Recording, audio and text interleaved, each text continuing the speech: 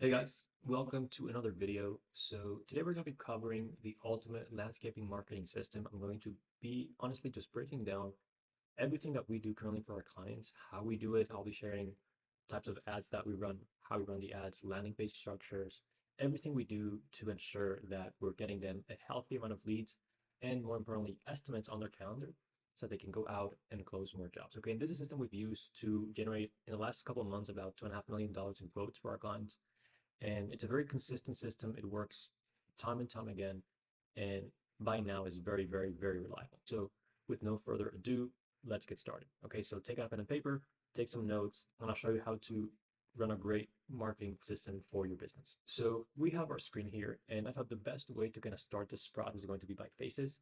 So I got the main overview of everything that we do right here, and then we're going to break down into multiple subsystems. Okay, but I think it's important for you all to understand the overview of everything, and then we'll dive into each and every step one by one. Okay, so again, I'm going to go into everything. I'm not going to skip anything. Okay, so that you can actually learn everything that involves running a successful marketing system for your business. Okay, so the first thing I want to talk about is the attention economy.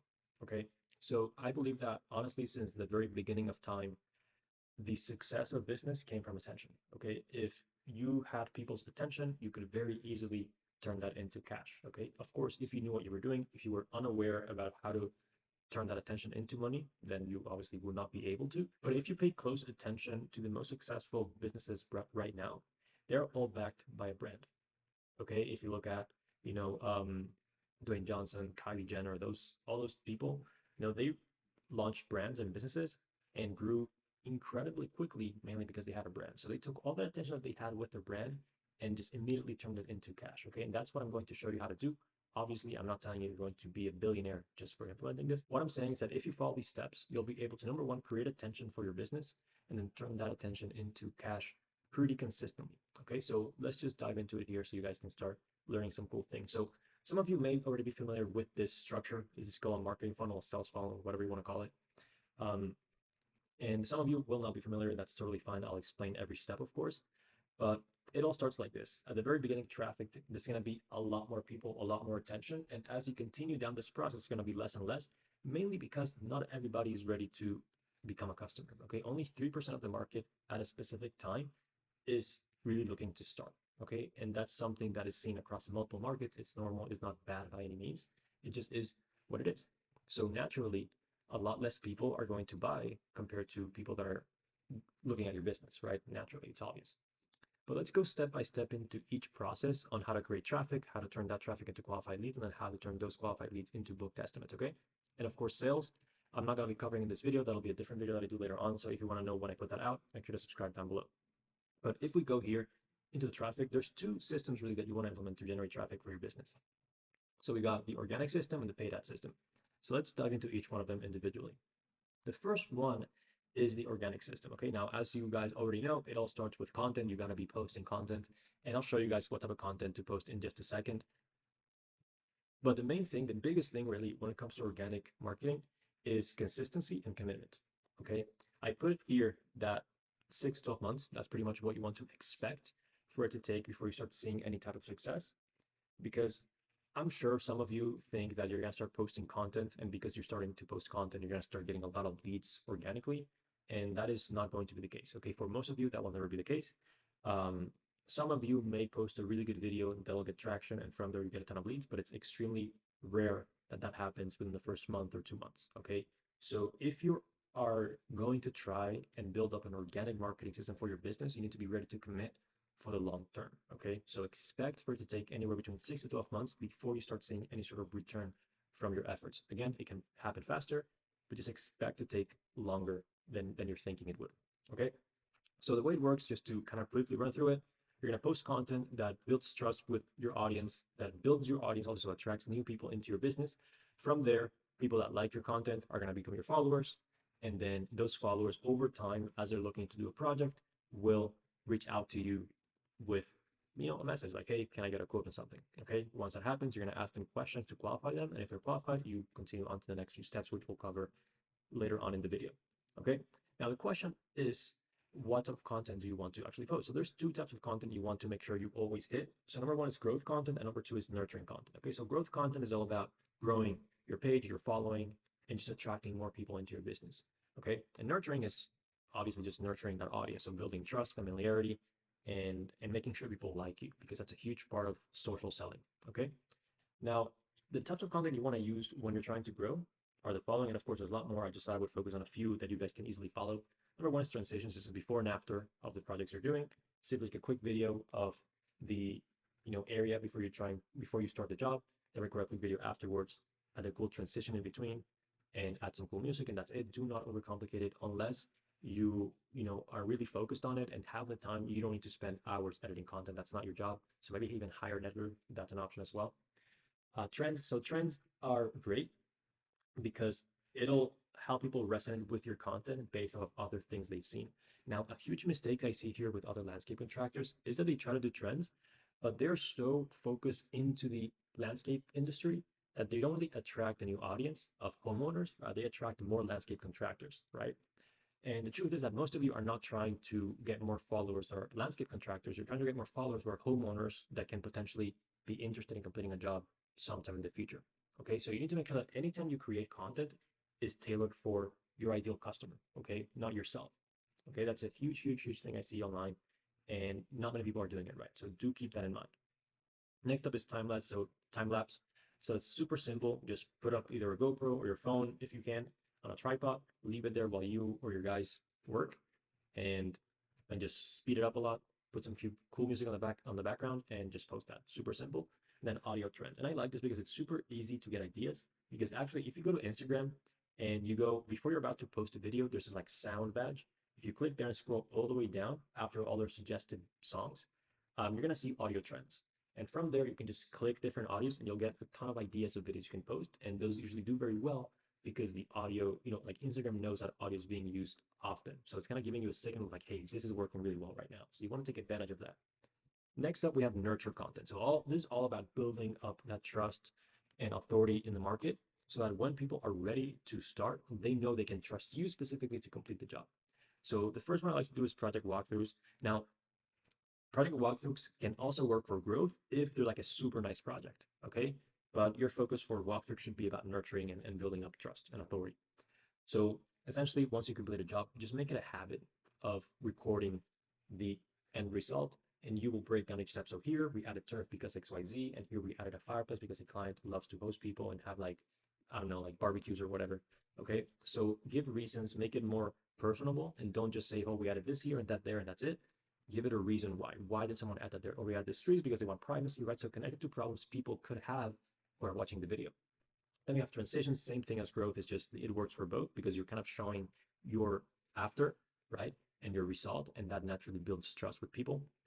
Then the selfie video. So this I love because it's actually building up your brand and giving you face time with the audience, okay? And the thing is, if you're the one going out to give estimates, if someone comes to you from social media and you go out to meet them, it's like they're meeting a celebrity in a way, right? And they're like, oh man, I'm actually meeting this person. That's so cool. And that gives you so many extra points when it comes time for the sale. And lastly is tips. So any questions that you often get from customers or that you know are common in your industry, just record videos of you answering those questions. And it's great if you do like either in your car or at a job site and things like that. And that way you're providing value to the market and people always appreciate that. So that's pretty much how the organic system works. So next up is the paid ad system. So how does the paid ad system work? Now, this is very similar to the organic. The only difference is that you're actually pushing out your content and your ads to people that will, number one, to a lot more people because you're paying Facebook to literally put your content and your ads in front of more people, right? But Facebook also is really smart and they know when someone is actively looking for landscaping or to do a project. So you're actually getting in front of people that are ready to start or looking actively to start a job. So keep that in mind. Now, the way this will work is you're going to have either content, okay? And again, you can follow these types of content up here, and you can actually just take a screenshot of that and start implementing that into your strategy. Or you can create these types of ads, which I'll break down a couple of ideas in a second. From the ads, people will go either to your DMs, okay? Now, I don't like to run DM ads very often. I would only recommend them if your budget is under about $1,000 a month for the ads. I mean, and you can honestly do well by spending like $600 a month on ads and do a landing page and everything. But If your budget is not huge, it means you probably need volume. You need to talk to a lot of people and get the reps in. And with message, DM or messenger ads, you will get a lot of leads. Okay. And you'll have to do the work of qualifying them and talking to them, but I think that'll be good for you. But again, it's up to you really. So either DMs or landing page. I always prefer landing page. It just brings in better leads. And from here, they're going to go either to a survey or you're going to ask them questions through the DMs and figure out if they're a good lead. Either they're qualified, which is great, and then you go to the next steps, or they're disqualified and you let them go. Okay, super simple. Now, a very, very, very important factor when it comes to paid ads, and it's actually something I see a lot of agencies not do, which I don't understand, is feedback. Okay, so you need to always be aware of where your leads come from. And when I say where, I don't mean Facebook or Google. I mean which ad on Facebook did they come from? Because for example, let's say we're running this ad right here, and the leads that are coming in from this ad are all disqualified for some reason. They're not good leads. They're price shopping or something like that, or they're always looking for to start next year. You know, for some reason they're just not qualified. So if you know that this ad is not getting you good leads, then you should definitely stop running it. And a lot of people just run like 2 ads, just let it run, and whatever happens, happens. And that's not the way to do marketing. Marketing is all about testing and trying new things consistently. Okay. It's constant testing, paying attention to the numbers, paying attention to the data, and then using that feedback to make the ads better. Okay. It's all about inputs, which is the ads, and the outputs. So if the outputs are bad, it means that the inputs are bad. And that's it. Okay. So always keep that in mind and make sure that you are always, that you always have and always make sure that you have an open feedback loop. Okay, meaning that when a lead comes in, you can very clearly track, okay, this lead came from here, they're qualified, so awesome, another point for that ad, or they're disqualified, so maybe I should turn off that ad. Okay, keep that in mind. Now, how do I think about building successful ads?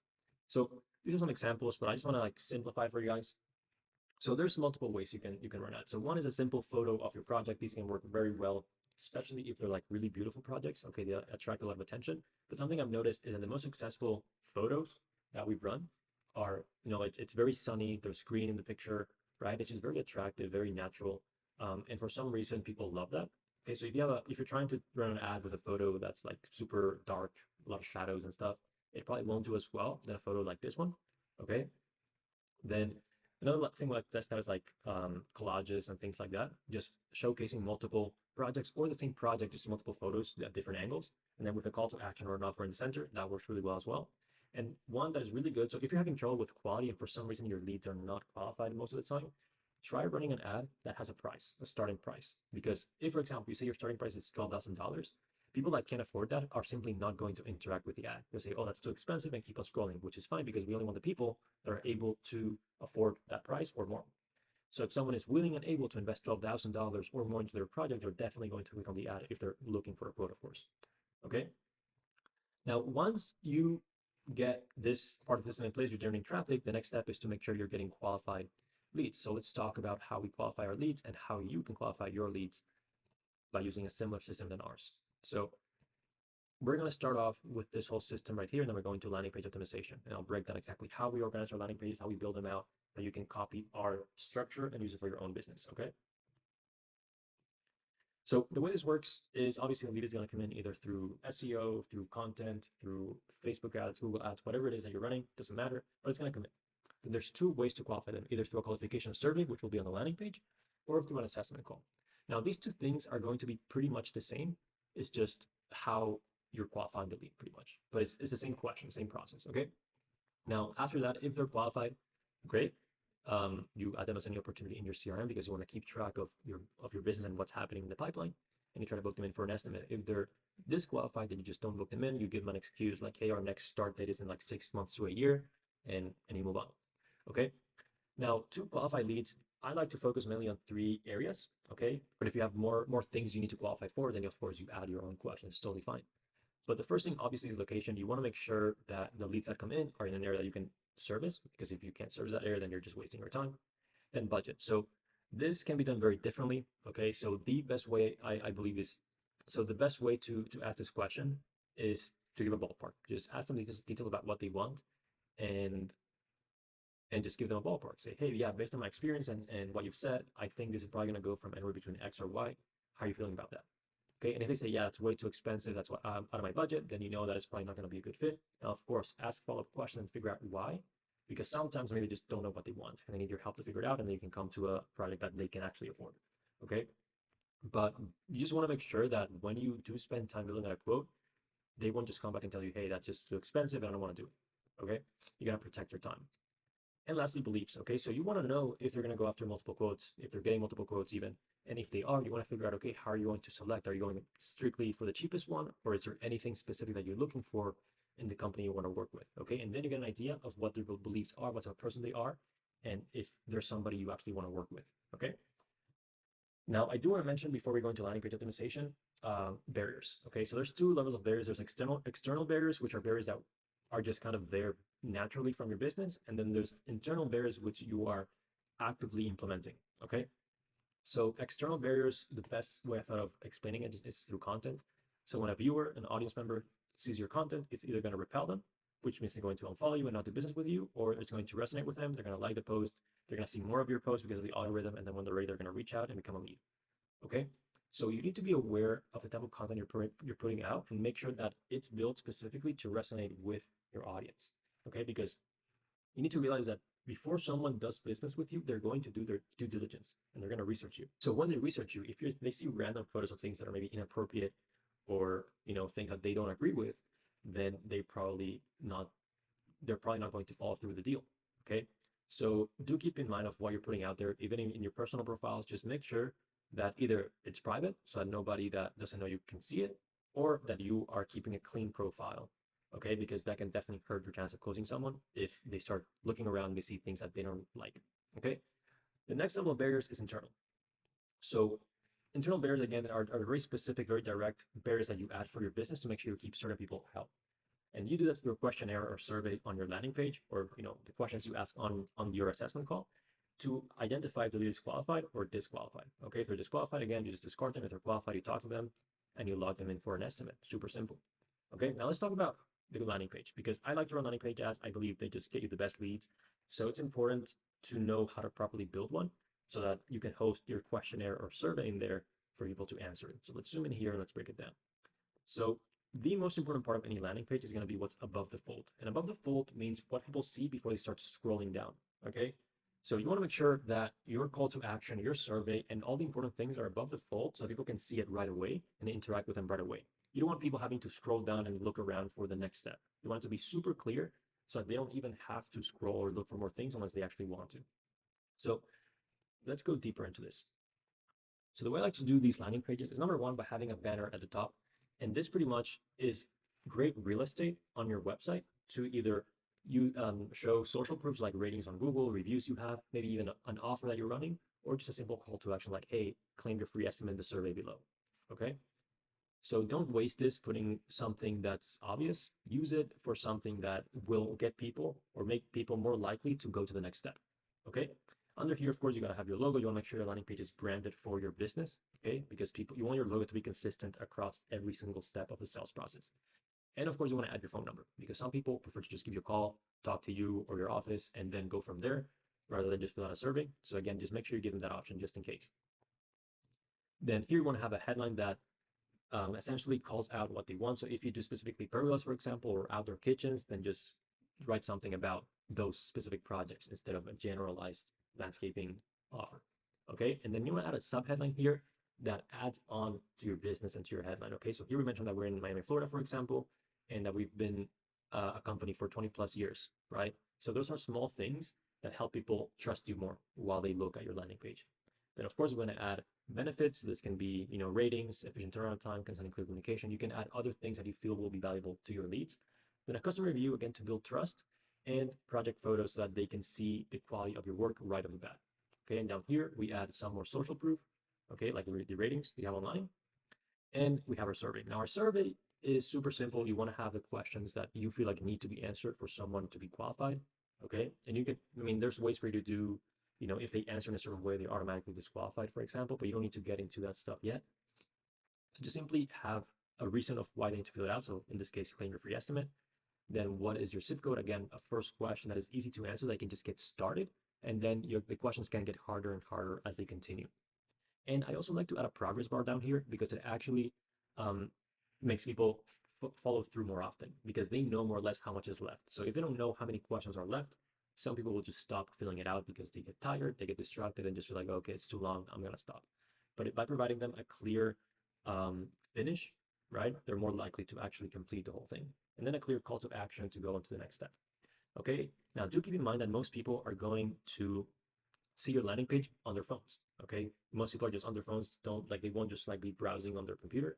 So you want to make sure your landing page is mobile optimized. And it's the same structure. So banner at the top, logo, phone number, headline with a supporting sub headline.